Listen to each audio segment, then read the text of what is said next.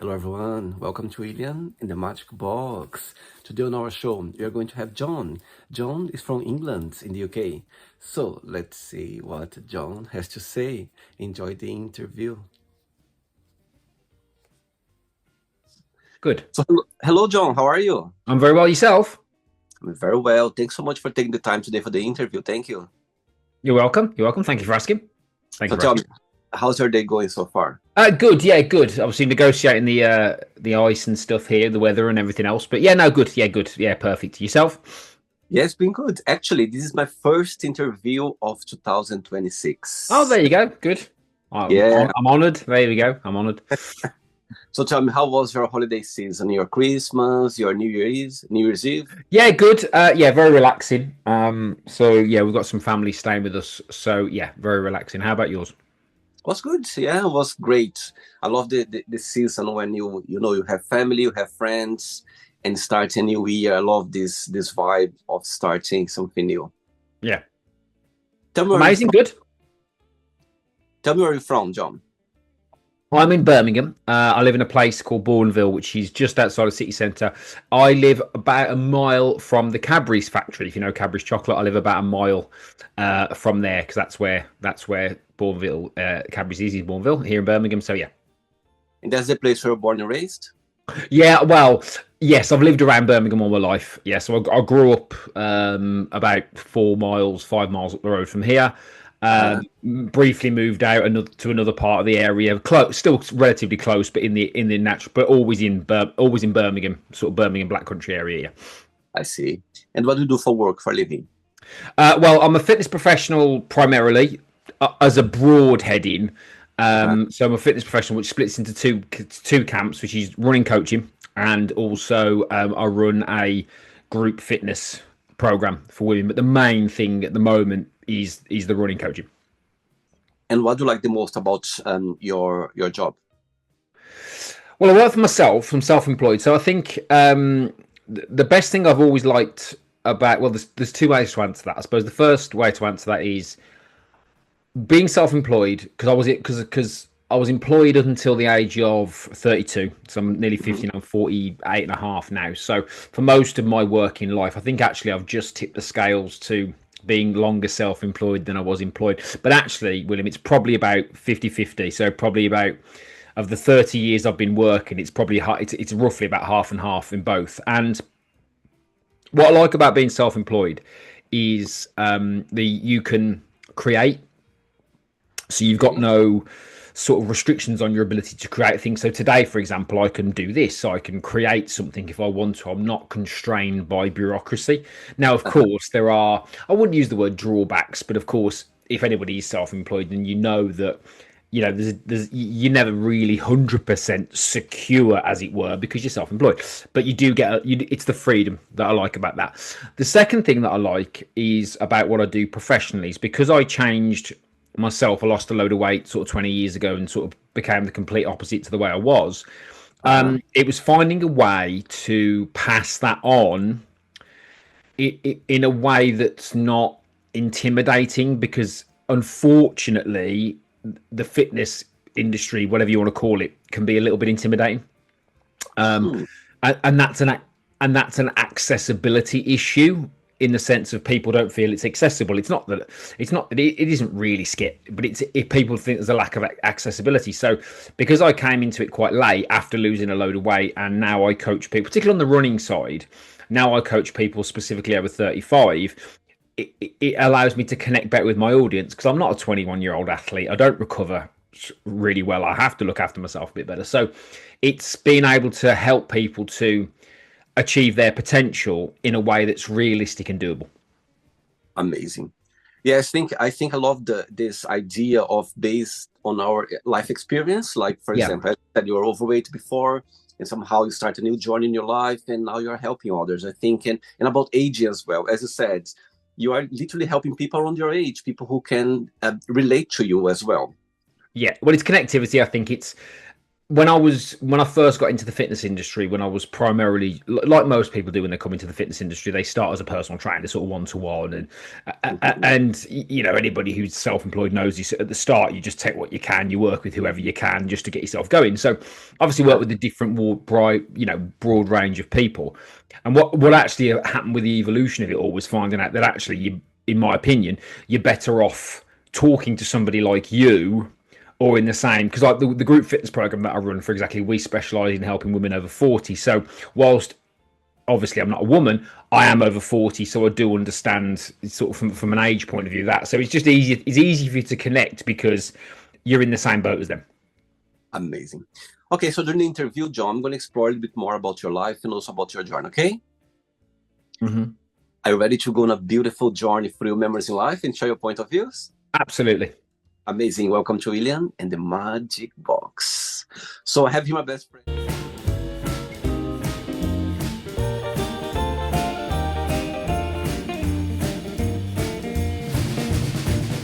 Full of random fun questions. So what I'm going to do, I'm just going to play a song just for us to relax before the first question. Okay? Okay, that's fine. Let's do it. Right, so before we start the game, during the interview, if it comes up a question that you don't want to talk about, you don't want to answer, always can change, okay? Okay, yeah, absolutely. Yeah. Right, first question is, if you could sit down with your 13-year-old self, what would you say? 13 was that 1-3. Yeah. Ooh. The first I'm going to answer with the first thing that came into my head, Mm-hmm. which was it's going to be all right. And why is that? Why you give this advice? It's a good because I think when I was a teenager, because I was overweight as a kid, um, and it creates, well, I say it for me anyway, it creates a lot of patterns and a lot of, I'll call them wounds, whatever you want to call them, Mm-hmm. with being overweight and having low self-esteem as a child, especially at that age when you're quite susceptible and you're not emotionally developed. So you because you are in that place of you're trying to be liked, you're trying to be popular as a teenager. When you feel like you don't measure up, as in you're overweight, you're not as good as other people, which I didn't at that age, or going into that age and older, slightly older. Now I'd be like, well, at 40, with my 48-year-old head on, I'm like, well, you're going to be the fittest you've ever been. You're going to do all this cool stuff, so it's going to be all right. It's going to be all right. So don't worry too much about what you're going through. Tell me the exactly moment when you realize that you need to change your life. It's somehow based on your weight. That's Yeah. okay. Let me change it. Let me start a new journey. Did something happen, or just somehow you just felt about it?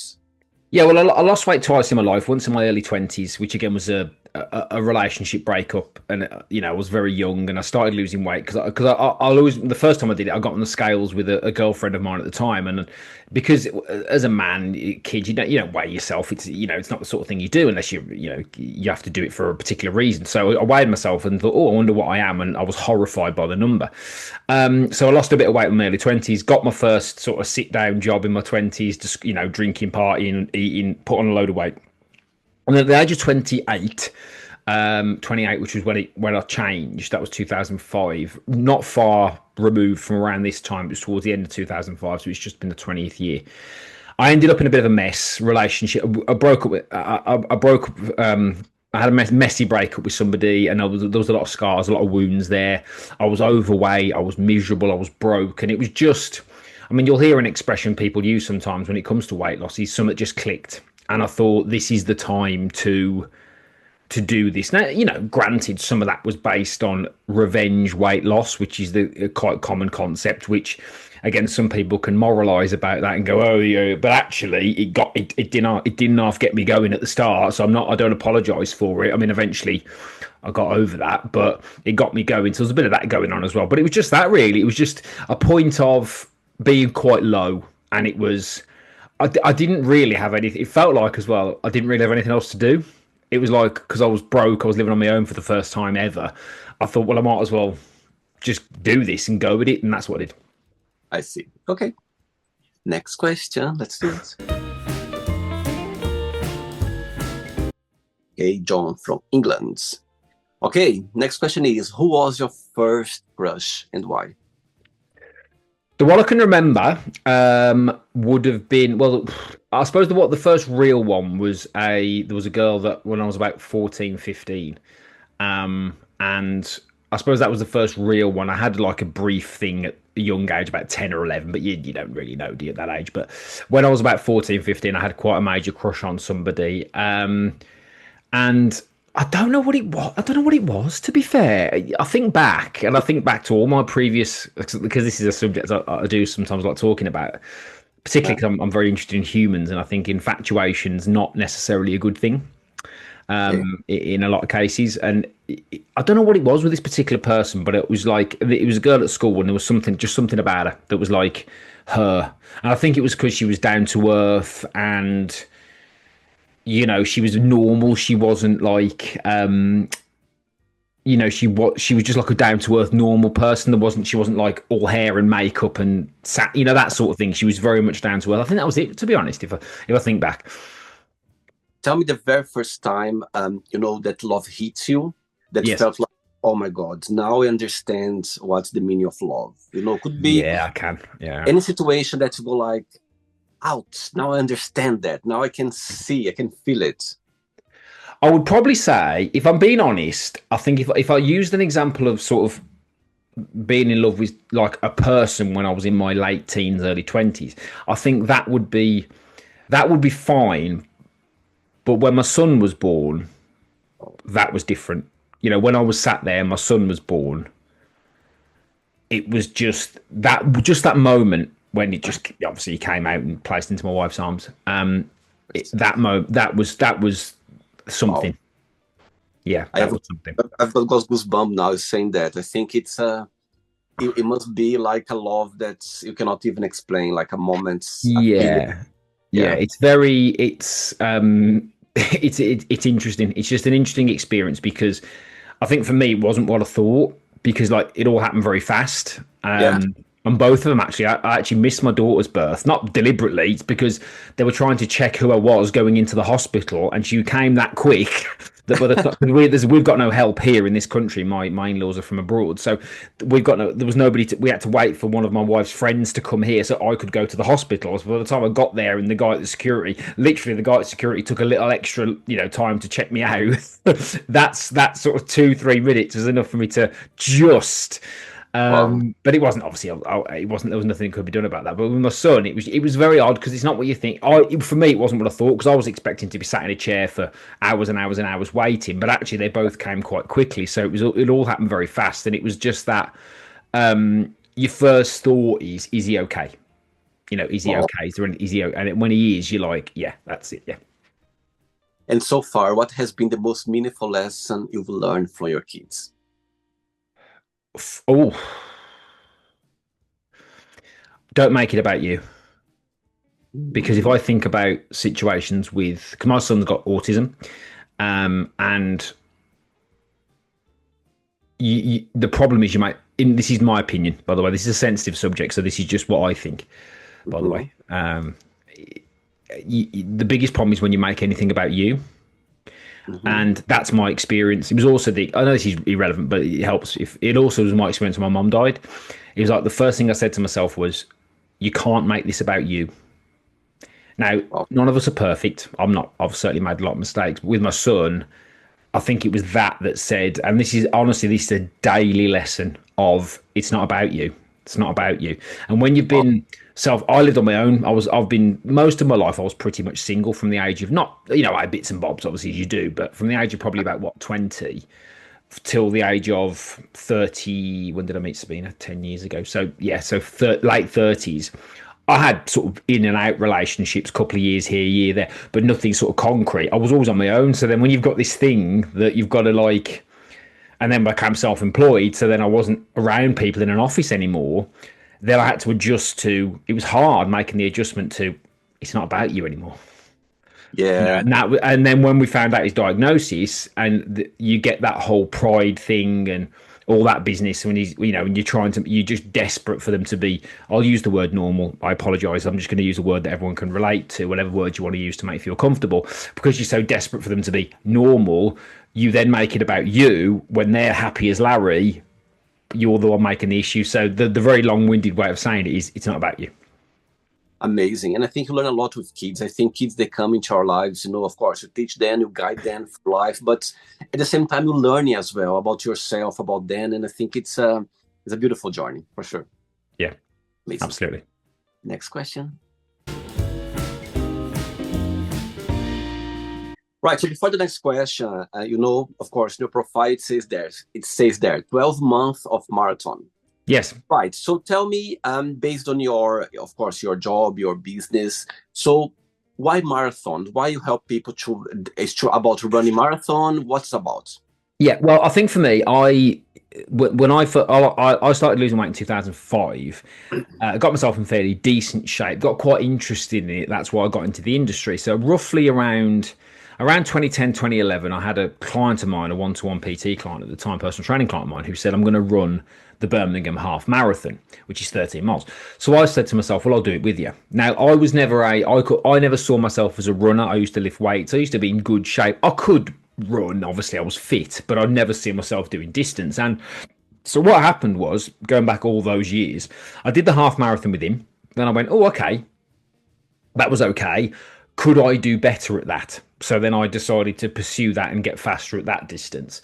And then something popped into my head. Well, two things happened. Firstly, it was a personal training friend of mine was doing the London Marathon, I think, in 2013. And then a little thought popped into my head of, can I really say that I'm a fitness person if I've not done the London Marathon? This was just me. And I also, and there might be a negative reason for this, I don't know. I also like to be in a conversation where if somebody ever said London Marathon, I could say, oh, I've done that. Do you know what I mean? To get into the conversation as like an iconic thing. So what happened was, and this links into my mom passing away, because at the time I'd worked with a woman who came to our group who worked for the Macmillan Cancer Charity. So I sort of said to her, oh, could you get me a place in the London Marathon? Because obviously, as I'm sure most people know, it's very difficult to get into. So I got into the London Marathon. That was the mid to end of 2013. Mom passed away in the February of 2014, which obviously was tragic. The positive of that was I was then able to really hit my fundraising target because a lot of people donated after Mom passed. So I hit my fundraising target. So I did London Marathon 2014, first one.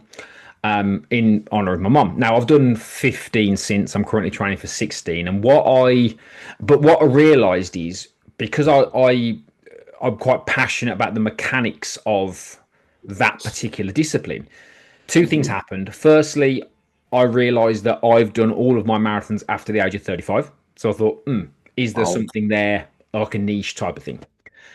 Secondly, my business coach, said to me when we used to talk about running, he could tell how passionate I was. He said, you should probably think about becoming a running coach. So what I did was I came up with this idea that I thought I could take somebody from nothing, or, pretty much a baseline, not completely deconditioned, but pretty much a baseline, to marathon within 12 months. Wow. So that's where 12 months to marathon came from. Now, this evolved because obviously then I went onto Instagram. People sort of liked what I was talking about, and a couple of things went viral, and then we find ourselves in the position we are now. So that was the vision behind it, really. It was originally I think I can take someone from zero to marathon in 12 months. And then it just evolved into just being a running coach for the over 35s. I specialize in marathons. That's my sort of first one or subsequent one if somebody wants to beat their time. But in essence, if someone came along and just, I am a running coach up to a certain point with my experience. But it's really that was the original ethos behind 12 months to marathon. But ultimately now it's becoming like helping people over 35 to realise that actually you're not too old and it is doable, because that's how I've done mine. Wow. So you've done already 15 marathon. You are training for the 16th now? 16th at the moment, yeah. Wow. And do you have like a target? Do you have like until when you think you're going to do it? So you just go with the flow? No, I mean, I do. It's interesting, actually, based on the workout I've done today. You say that because I hold myself to a fairly high standard based on what I've achieved, but I'm also quite relaxed with it in the sense of what I don't like to do is I don't like to say I am definitely doing that, because I think there are too many variables. And I think if you put too much pressure on yourself and you create too much desire, it can cause you problems. So I've got an expectation. I need to trim. I need to sort myself out a little bit with some conditioning stuff and make sure that I'm in the right sort of nick. But there's a level that I can run at which I'm comfortable with. I'm always conscious of that because there is so much. Going back to the accessibility point that I mentioned before we started the call about fitness, I think with running, I think people gravitate towards people just posting about how quick they run all the time. And that's okay. I mean, you're allowed to run fast, but I think most people, if you look at averages, don't want to see that. They want to see the struggle. They want to see the people who are trying to do it. So I can talk about my own performance, but I don't like to go on about it because obviously, even if you don't mean to, people can just feel a bit, I don't want to look like I'm showing off because it's not about me. So. I see. But the 16th, for sure, you're going to make it. This one is ready for you. I'll do it. Well, I mean, unless I get injured, I mean, I'll do it. I mean, I've got an idea in my head of what I think I can do. I need to, I need to sort myself out a little bit. If I'm gonna do my best time ever, then there's some work that's needed. But that's just part of what we do. That's how you do it. So, I see. Okay. Next question is, what a negative thing that happened to you that came out as a positive thing in the end? My mom dying, and because what grief taught me, firstly, was there was absolutely nothing I could do about it. So I was not in control of any of it. I mean, it wasn't nothing I could have done. So whilst on reflection, there's been parts of it that I haven't dealt with yet, really. What it taught me was about life. And it taught me that the thing that's most obvious that we hide from is that we all have an expiry date in this physical realm. No matter what you believe outside of the physical realm, we all have an expiry date in this physical realm. And it taught me that what's important, really what's important, and how much of the stuff that we stress about, which we all do, and I still do, I've been doing it today, is completely pointless. Because at the end, when you see somebody who is being taken before their time, in essence, they don't want to, but their body's saying you're done. My mom was 64, if you want to get a reference point there. Wow.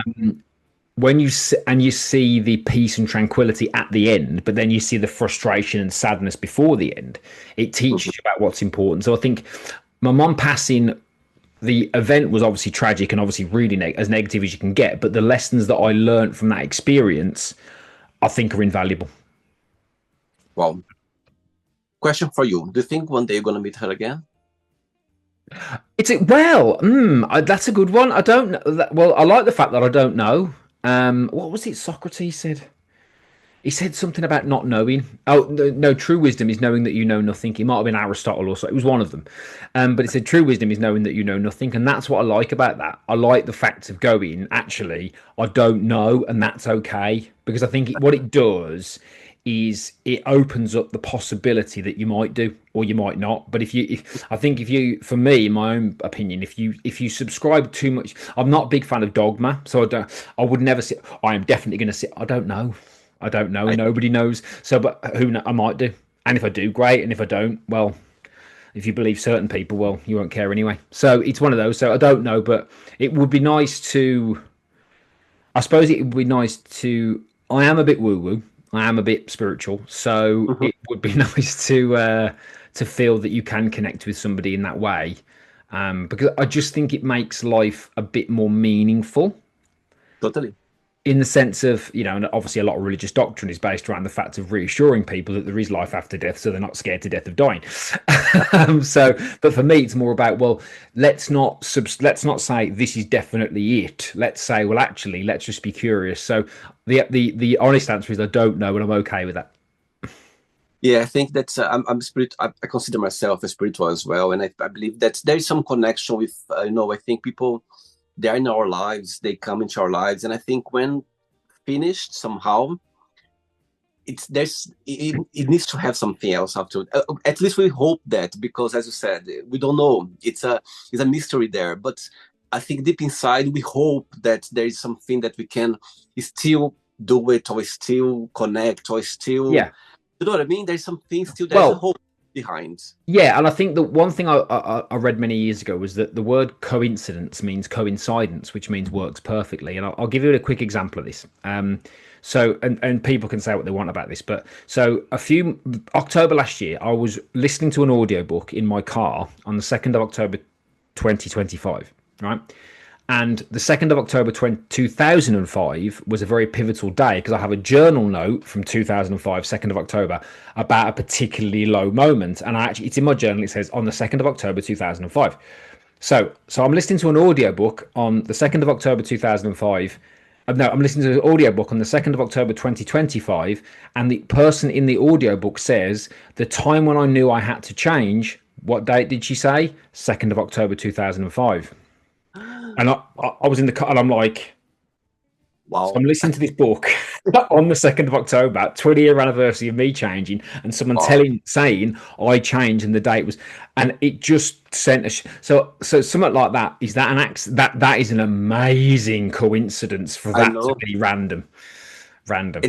And there's so many that you cannot even explain. You know what I mean? There's so many situations in our lives that we sometimes hear from people that I'm listening from you now that you cannot even explain. So yeah, for your listeners, quickly, if you want to read a book called Solve for Happy, I think it's Solve for Happy by Mo Gower. If you read Solve for Happy, he talked it's a journey of his. He lost his son had an operation. He was 17 or 18 and they botched the operation and his son died on the operating table. And he talks about he was like the CFO of Google or something like that, or he was high up at Google, Mo Gower. And he, in the final chapter, he says about spirituality, and he says, I'm sorry, I don't believe this is all random. I fail to believe that this is all random. And I think it's a good argument to bring to the table. But I'll leave it there. 3 questions left. Let's do it. Yeah, sorry. Yeah. Okay, next question for you is, what do you like the most about yourself? That's a good question.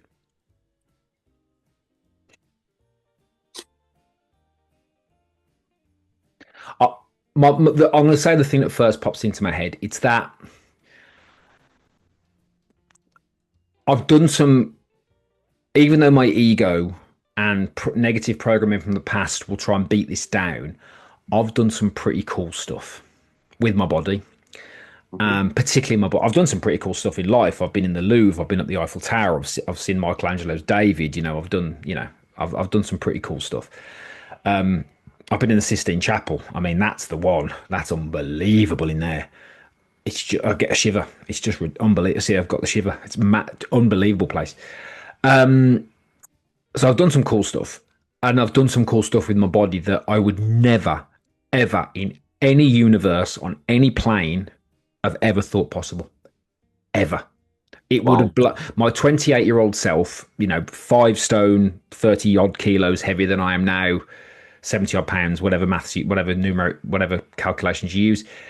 If you'd have said to that person smoking, drinking, eating, recreational drug use, the whole lot. If you'd have said to that person that you're going to run a marathon at 47 in less than 3 hours, unbelievable.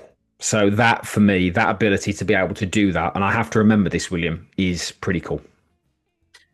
Based on the question, if you're not yourself, would you like to be yourself? Yes. I mean, my ego says no, but that's programming. And that's, I'm not going to go with the no, because that's not me speaking. That's my ego speaking, and that's negative programming. And that's something that's something I'm working on. But yes, absolutely. Because everything's turned out all right. I've got no regrets. Genuinely. The only little niggle is that I perhaps didn't do as well academically as I could have done, but it still turned out all right. So I haven't really missed out on anything. I saw my mom before she died. I've done some pretty cool stuff. I've had kids. There's nothing. I've got no regrets. So on that basis, absolutely, yes. And what would be the title of your memoir? Oh, I've got a joke title, but if I was going to give it, okay, give the joke one. The joke title. It's based on I loved The Simpsons when it was funny, like in the 90s and the early 2000s, when it was really funny. It was one of my favorite programs when I was a kid. And it was a thing about what was it? Someone said my book, I Hardly Knew Me, like really not like John Hill, I Hardly Knew Me, like really narcissistic. So that's the joke one. Um, but the serious one would probably be, I think it would be, It's Going to Be Okay. Because if I think back to my mum dying, and there's a meme that did the rounds that I saw back then, which said it'll be okay in the end, and if it's not okay, it's not the end. Yeah, That always stuck with me. That did, and I told my mum that about 2 months before she died. I said it'll be okay in the end, and if it's not okay, it's not the end. So I think it will be okay is probably the one. Because wow. if I have a wobble emotionally or situationally, or something goes wrong or stuff happens in life, my little voice, my quiet voice, the voice you should listen to, folks, is the one that says it's going to be okay. Absolutely. You know, for the interview, you've talked a lot about your mom, and I can see your connection with her. So when you think about her, tell me the best memory that comes to your mind, like straight away, something that's, you know, when you think about her memories. She was funny. Mm-hmm. She was quite a funny woman. She said some funny things, like some random sayings she had that would. It was always like I always say to people, it's the random sayings. There were just some random stuff that she'd say, like, you know, standing there like a spare dog at a dinner, and just random stuff that she'd say. So she had a good sense of humor, and I think she was. And you know, if there's any therapists listening, you can feel free to dissect me with this, but you can call it a mother wound if you want. But she was always good to me, in the sense of she was always the one who would say it's going to be okay. There's nothing wrong with you, that type of stuff. So that's like the lasting, yeah. And She was like an anchor. Does that make sense? She was like the rock. And when I was little, I always remember, and this is, you know, this big authoritative woman who you just did not mess with, but not in an aggressive sense. I see. She was the author. She was the, and you was like, she's you don't mess with her. You know, she's the authority, and that was a good thing. And do you have siblings as well, or you are the only child? No, I've got two brothers. Ah, okay. No, okay. I've got two brothers. So I've got two brothers. Yeah. I see. 2 questions left. Okay, let's go. Yep. You like dancing? I do actually. I do, and I think I can do it as well. Before the next question, John, let's talk a little bit more about a marathon. So tell me 3 questions based in one. So the first part of the question is, tell me the very first marathon you ever had. Tell me the feeling, the experience that you had, that the emotions that you. The second part of the question, tell me something funny or interesting that happens one of your marathon that you never. Okay, yeah. And the third part of the question is, tell me one of your marathon, the 16th you've done already, 15th. That's 15, yeah. You almost felt giving up for some reason, you know. Yeah, absolutely. But, okay. Okay, so tell me the first one, the second, the third question. Well, I'll answer 1 and 3 in the same thing, because London, the first one, I was dramatically underprepared. It was really hot. My mum had just died. I wasn't the person I am now, so I'd done a bit. I had trained, quote unquote, but not to anywhere near, looking back, the level I should have done. We turned up, it was really hot. It was about 21, 22 degrees. London's hot anyway. I've done it twice. And when I did it in 2024, it was cold, but it was still hot when you get in the city because of the buildings and the people. And it just ramps the temperature up. So so I was really underprepared. So actually, I was very lucky to go and do it again on ironically, the 10th anniversary of doing it the first time, because the first time wasn't great. And it wasn't a good experience because I was hot. I was uncomfortable. The last 4 miles were awful. I remember running down the embankment towards the end, as you're coming into the end by Parliament, that bit. And people going, come on, shouting, being supportive. And in my head, I was just like, shut up. I just want it over. and when I did it the second time, it was euphoric. I was getting the crowd up. I was, I looked up at Tower Bridge, which is probably one of the last, even though I've done Paris, I've done Florence, I've done in different places.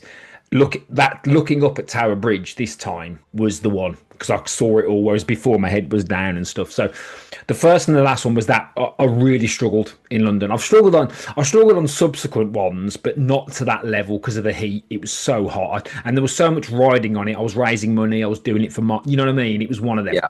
And also, I told my mom I was on a deathbed. I was going to do it in under 4 hours. Now, those of you who run marathons know that they're not giving out 4 hour marathons. That's not easy.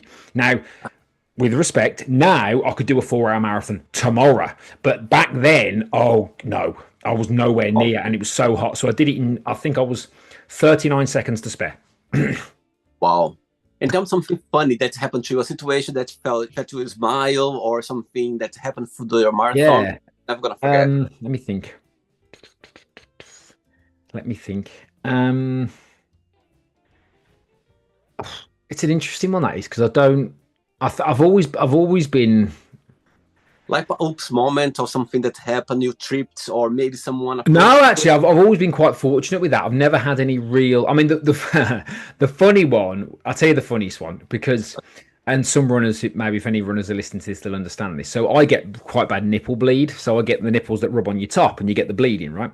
So when I did my first sub 3 hour marathon in Manchester, I was really comfortable, confident. My finisher photo is really good because I knew I'd done it, and so I'm looking at the camera there as you finish, come to the line. There's cameras on the floor, and I'm sort of fist in the air going yes, and I've got this bright green vest on, and there's just this trail of blood William coming down. It looks like I've been shot, and like if you look at my, you might be able to see it on some of my profile. It just like it's like, and everyone's looking at it. I'm like, great. So it was my crowning achievement. I'm celebrating, and you can just see this like trail of blood going down my vest. So, and that's happened a couple of times. I've had nipple bleed, and it was funny when I did it the other time in Manchester because I had a white vest on, and I'm running down towards the finish line. And everyone's like, because they can see your name, like, come on, John, and they'd look down, and they'd go, ooh.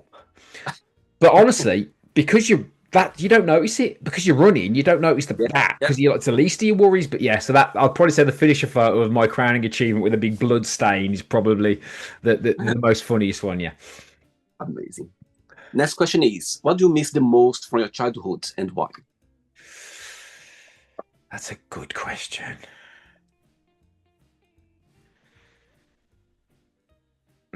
I'll answer this. I'll keep it above the equator. Um, the family, because it kind of it kind of got very messy. Mm-hmm. As and it's funny that because you think that you're the only one, but actually most families are a little bit dysfunctional. But when I was in my teens and towards my early 20s, my family sort of started to fall apart. Not in a divorce or that sort of sense, but it was just like there was a lot of issues there which carried on, which are still there now. But up until probably the age of 14, I would never say I had a bad. We had lovely holidays. We had, we went to like Wales, and we went in the UK. We had lovely holidays. We were cared for. We never cared. We never missed out on anything. So I think Christmas was amazing because my dad loved Christmas. So it was that was probably what I missed the most. It was that family, especially around Christmas time. Christmas was amazing, and it was that family sort of connection. In growing up, which person in your life you're more connected with? Oh, in family terms or just in general? In general, there was like a person growing up that you're very Oh, close to. that's a very good question. That's a very good question. I would probably say of all the people when I was growing up, if I look at my childhood, I had some friends for a period of time that were very unconditional, Mm-hmm. and they didn't want anything from me. And I'd probably say it was that group of friends, if I'm honest, because I sort of moved away from them because I wanted to be popular and be all this sort of stuff, and they weren't the popular kids, but actually they were friends, and we Yeah, had shared interests. And I think it was them that they didn't want anything from me. Whereas then it's like when you're a kid and you're trying to be like cool and you try, you know what I mean? But actually, I should have just stuck with that. So I'd probably say, apart from obviously my mom, I'd probably say them. I like your answer, John, and I agree with you. I think those crowds that we are connected with somehow they relate to us because they find different or weird or just different of the crowd that they are more. Yeah, yeah, I mean, yeah. I mean, I don't mind. I mean, I sort of, if it helps anybody, I think my weirdly, I thought it was great at the time, but I chose to be popular. I wanted to be popular, and I chose that over academia. I I said I want to see. be popular. Yeah, yeah, yeah. So that was like so. I was very intelligent at school. I was intelligent. I could have done the distance. I did my A levels. I failed them. I could have passed them. I could have done all that stuff. I could have gone to uni. Could have done all that. I was definitely clever enough, but I chose popularity. And again, it's all turned out okay. So I don't regret that, because I might have gone a different path and I might not have done what I've done now. But it's a dangerous path to go down, because, and especially nowadays with social media and stuff, you know, an old business coach of mine, and this is a bit crass, but it's got some merit. He said, "Would you rather be famous or would you rather get paid?" And there's some, and you can substitute get paid for get qualified, get in, whatever you. But it's that, and I think, but then it wasn't as bad as it was now, because we never had sort of social media. But I think that was a dangerous path to go down, and it could have ended badly. It didn't. I learned a lot of lessons, but I just think stay close to people that like you for you, unconditionally, warts and all. Be careful around. The biggest mistake, I don't regret it because it's led me here, was trying to change for people. And that's what that reference was. I always think back to that and thought I should have stuck with them, because we connected, we got on. There was I chose to be around people who I felt like I had to become somebody else. And you don't want to go down that route. Totally. Last question. Ready? Yep. Let's do it. Last one.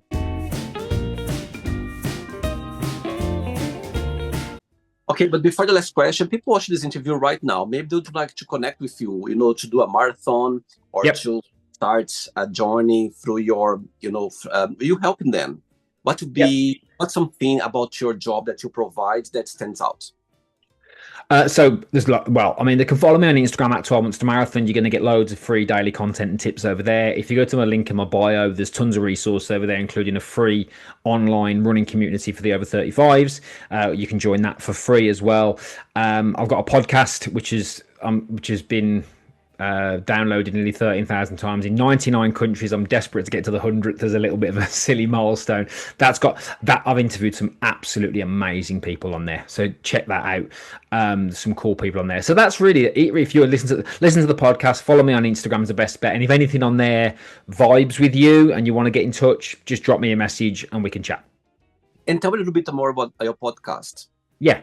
So I started so basically, first and foremost, I thought to myself, I want to do a podcast. So I do it weekly, and it's very short form. So when I'm just talking, giving tips out, it's 10 to 15 minutes. Because I wanted it to be a weekly thing of like tips and concise sound bites. But then I thought to myself, I started connecting with people on Instagram, because obviously when you start to get a few more followers and that, you know what it's like. You connect with, and I connected with some cool people. I just thought, well, I've interviewed a lot of my old coaching clients, because a lot of them are, we've had the oldest one I've coached was first time marathon at 62.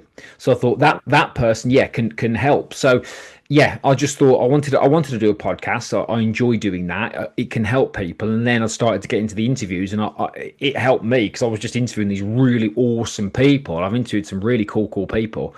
From all over the world as well.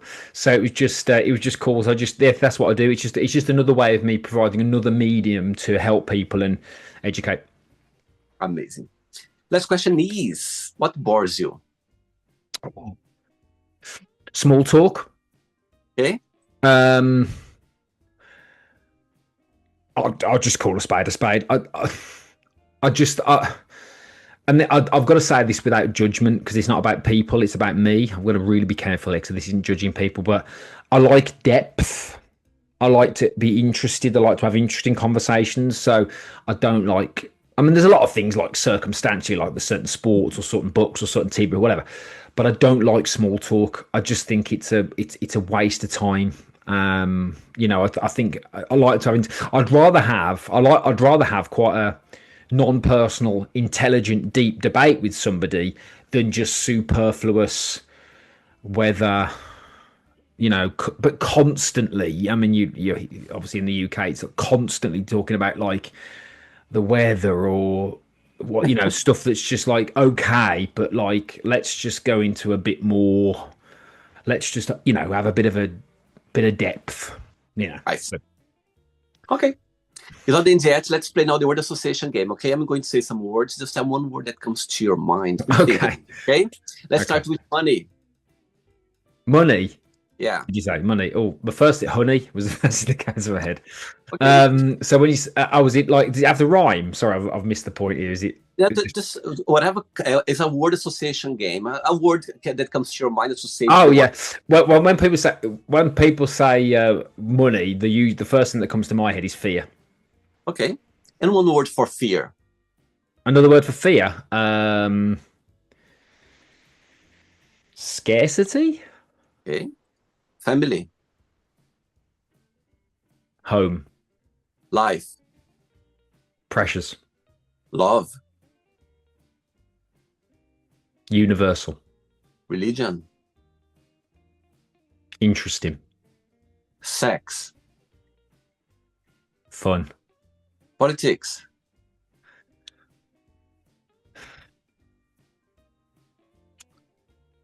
disappointing, friendship, meaningful, desire. dangerous. I would say the same, John. For me, desire is dangerous. Well, if you some of the work I've done on myself is about consciousness and understanding emotions, and desire can be dangerous because, Totally.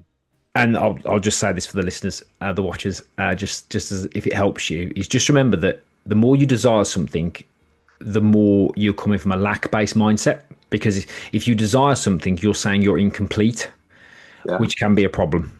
totally. And I don't know if I believe in astrology. My star sign is Scorpio, so it's even Okay. more dangerous when you say desire, for sure. The very Well, dangerous. I always look at my personal experience with desire, Yeah. and I've never got what I want anyway. So if you're not getting what you want, does doing that thing more, is that going to help? Because you're not getting it now. So if you're not getting it, it's like, I'll leave this with this expression, which might blow some people's head. That it's another definition of insanity is needing something you don't already have. Yes. Regret. Awful. Success. Personal. Wish. Dangerous again. Happiness. Individual. One word for England. For England, Yeah. one word. Yeah. Misunderstood. One word for online running coach.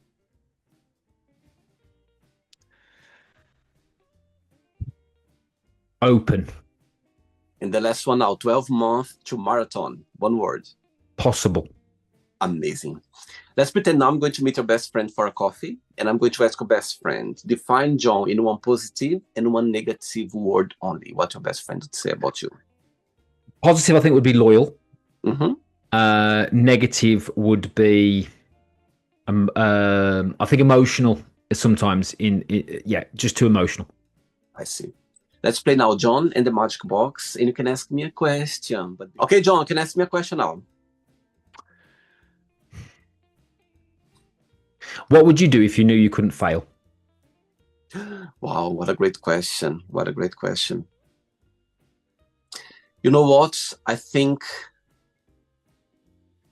I'm a very adventurous person, John. I think for me, anything's possible. I think as you said about the beginning of the interview about changing your life, you start a new journey. For me, I think the same. Everything's possible. Wow, what would I do? I think I'll do anything, literally. I know it's a very random answer, but for me, I think I could do anything. I think the sky's the limit, as they say. But I don't know, something that I knew I wouldn't fail. Oh my God, you put me in the spot now. I was expecting this question. Wow. I think I'll do anything, literally. That will be my answer for you. I know it's as randomness, but I don't find like something more concrete for you. But I think any opportunity that would come to my life, I think I would just go for it, because that's the way I see things, that's the way I approach life. I think I'll do literally anything that would feel good for me and feel good for people around me, that I would follow my intuition. I would listen to my intuition and say, it feels right, so just do it. Trust me, I'll just go for it. So that will be my answer, my genuine answer for you. I'll do anything, literally. Thank you. Okay. Did you enjoy the interview? Yes, thank you very much. Appreciate you having me on. So thank you very much to yourself for reaching out. I appreciate it. Thanks so much, John. Thanks for taking the time. It's very inspiring to see, the job that you do. I was watch some of your videos, and I think it's embracing aging. People they can do anytime. I think there's no age limit. I think now more than ever nowadays, people they age is just a number. I think in the past people saw, aging as a very different time. Now I think Yeah, we can do anything, and you embrace a lot about that. And people they can run marathon, they can do anything that they wanted. It not based on your age. It's a bit that you feel like that if you can do it, you just can. There's nothing that can hold you back. So carry absolutely. on your job. I love what you do, and it's amazing. Thanks again for taking the Thank you. time. Now, my pleasure. Thank you very much. Thank you very much, William. Thank you. Before you go, if you can share a positive message or anything that you live by. So a few years ago, I listened to the Tim Ferriss podcast, and he asked a question to all of his guests at the end, which is if you could put a billboard somewhere that a lot of people would see, like, the big billboard you get like by the side of the motorway or side of, the freeway, whatever it is. He said, what message would you put on there? So obviously the message has got to be big enough for people to see. It can't be like loads of little words and whatever. And mine would always be nobody cares. Now, what I mean by that is, and this you've got to put a caveat in here, is that not nobody cares for you. Mhm. Nobody cares. And because what that is a very freeing statement, because not only does it mean that you free yourself from the shackles of the opinions of others, it means that you might as well go for it, because nobody cares whether you do or you don't. So you might as well just go for it.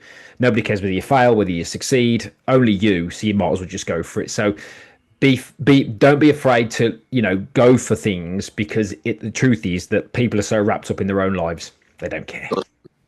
I love it. Amazing.